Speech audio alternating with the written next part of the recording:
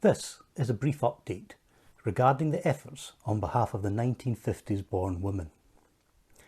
Today I received a response from Prime Minister Johnson, sent by snail mail via the Whip's office at Parliament, who I'm grateful for opening and sending on to me to avoid further delay.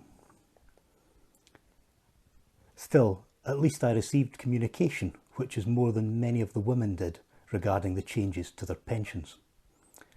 As was to be expected from a man sacked twice for lying, there was nothing in his letter to suggest the PM has any intention of honouring his promises made while campaigning last year to sort out the WASPy issue.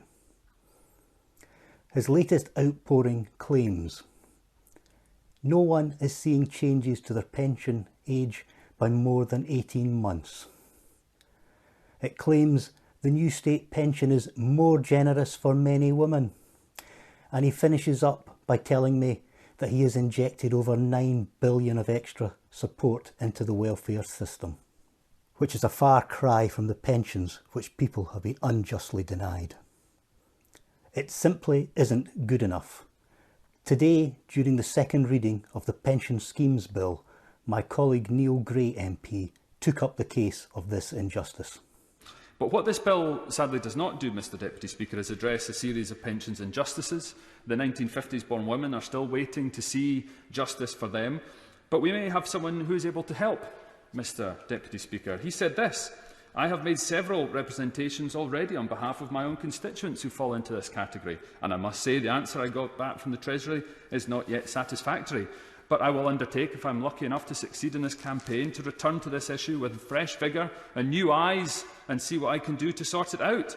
But you know, obviously, the Treasury raised some stupefying sum that they say will be necessary to deal with it. I'm not convinced that's necessarily true. Let's see what we can do."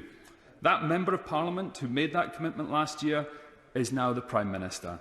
Surely the Pensions Minister will be keen to work with his leader to lobby the Treasury to honour that promise. The least they could do would be to organise an impact assessment to better understand the detriment suffered by 1950s born women and work on recompense from there.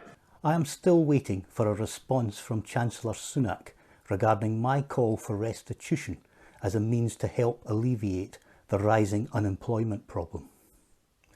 As I have said before, providing restitution to our women is the right thing to do, and all it requires is political action.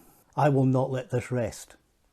It is something my colleagues and I will continue pressing for.